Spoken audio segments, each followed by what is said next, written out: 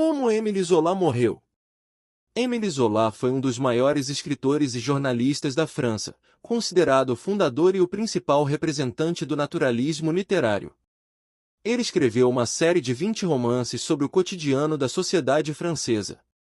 Émile Edouard Charles Antoine Zola, mais conhecido como Émile Zola, nasceu em Paris, no dia 2 de abril de 1840. Quando tinha apenas 3 anos, mudou-se junto com sua família para Aix-en-Provence, no sul da França, onde seu pai trabalhou na construção de um canal. Seu pai, François Zola, era um engenheiro italiano, que adquiriu a cidadania francesa. A vida de Zola mudou drasticamente quando seu pai morreu em 1847, deixando a família com dificuldades financeiras. Zola e sua mãe, Émilie Albert, voltaram para Paris em 1858. As dificuldades eram tantas que Zola precisou procurar emprego antes mesmo de terminar os estudos, e não conseguiu passar no exame de bacharelado para virar advogado, frustrando os desejos de sua mãe. Antes de virar um escritor famoso, ele precisou trabalhar por um salário mínimo como balconista em uma empresa de navegação, e depois no departamento de vendas da editora Hachette. Nessa mesma época, ele começou a escrever resenhas literárias e de arte para jornais. Como jornalista político, ele não escondia sua antipatia por Napoleão III. Influenciado pelo romantismo, publicou sua primeira obra em 1864, uma coletânea de novelas chamada Les Contes à Ninon. No ano seguinte, lançou seu primeiro romance, La Confession de Claude, que causou polêmica por seu conteúdo autobiográfico e erótico. Um ano depois da publicação de sua primeira obra, ele conheceu Eleanor Alexandrine Melly, com quem se casou em 31 de maio de 1870. Foi nessa época que Zola entrou em contato com as ideias do cientista Claude Bernard e do filósofo Hippolyte Taine, que defendiam uma abordagem experimental e determinista da realidade. Zola se interessou por aplicar esses princípios à literatura, e criou o romance naturalista, que buscava retratar os aspectos sociais, históricos e psicológicos dos personagens com precisão e objetividade. Para isso, o escritor realizou uma extensa pesquisa sobre os temas que abordava em seus livros, como as condições de trabalho dos operários, a vida no campo, a prostituição, o alcoolismo, a política, a arte, entre outros.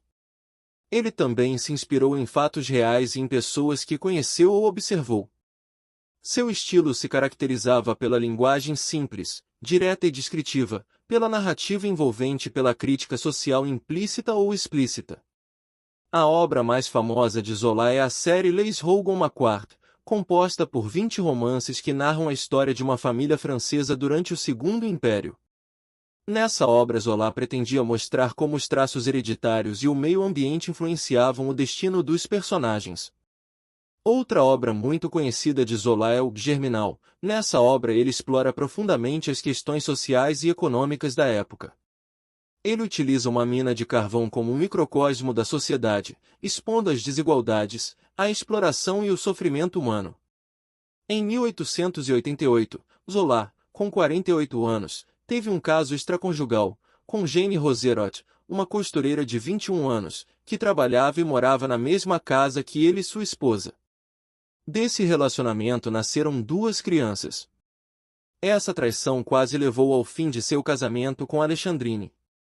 Poucos anos antes de falecer Zola, enfrentará um dos episódios mais marcantes da sua vida, quando se envolveu no caso Dreyfus, um escândalo político e judicial, que dividiu a França no final do século XIX. Alfred Dreyfus era um oficial judeu do exército francês, que foi acusado falsamente de trair a pátria, ao passar informações secretas para a Alemanha. Ele foi condenado à prisão perpétua na Ilha do Diabo, na Guiana Francesa, em 1895. Zola tomou conhecimento do caso em 1896, e ficou indignado com a injustiça e o antissemitismo que cercavam o processo.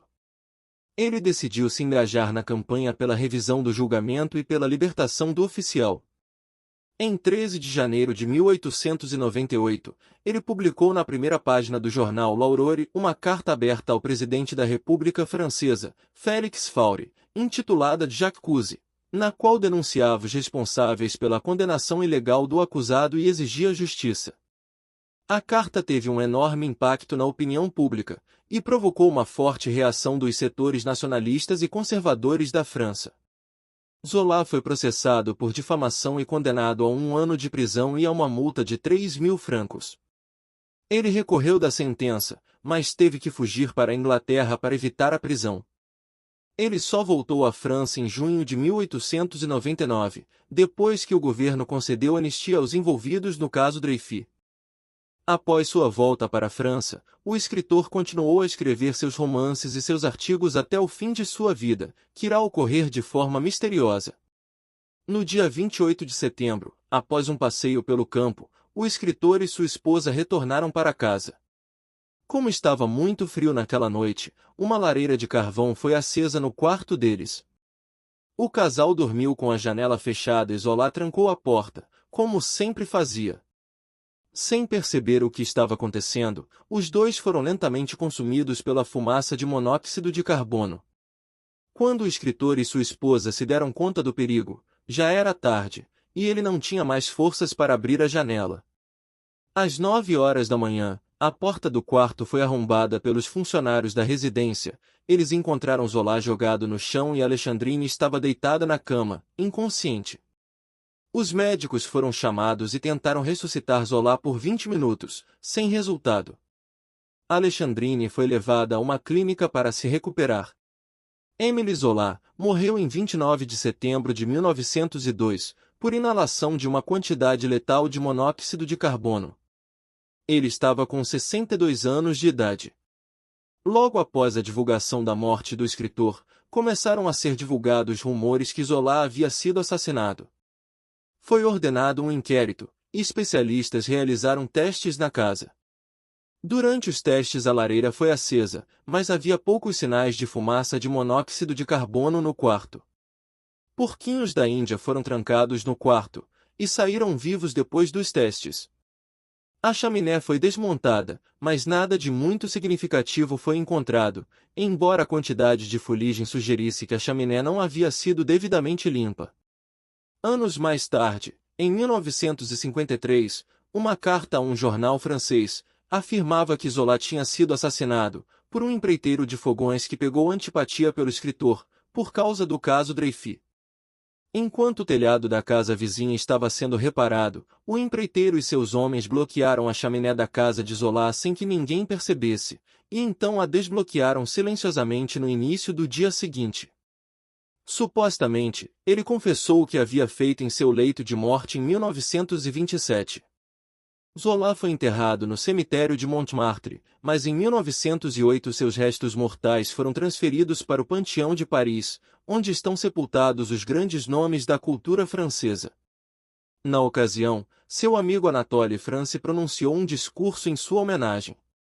Émile Zola deixou um legado duradouro na literatura, sendo lembrado como um dos principais escritores realistas da França.